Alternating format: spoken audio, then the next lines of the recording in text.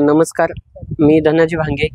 एक संभाजीराजाच्या स्मारकाबद्दल म्हणजे जे काही वारसा स्थळ आहे, ऐतिहासिक जो इतिहास लाभलेला आहे संगमेश्वर या गावाला, आणि संभाजी महाराजांना कसबा येथे पकडण्यात आलं आणि तेथून तुळापूरला नेण्यात आलं. पण संभाजीराजांचा जो इतिहास पाहता अनेक शिवभक्त महाराष्ट्रातील आणि आताच प्रदर्शित झालेला छावा चित्रपट या निमित्तानं भरपूर लोक इथे ये जा करतात आणि येथे आल्यानंतर जे काय आहे त्या लोकांना म्हणजे इथं संभाजीराजांचं स्मारक आहे असं म्हणायला सुद्धा आम्हाला लाज वाटते. कारण इथं स्मारकात ठिकाणी आलं तर एवढी हायवे लगत आहे हे स्मारक, पण अत्यंत ह्याची दुरावस्था, अत्यंत वाईट परिस्थिती आहे.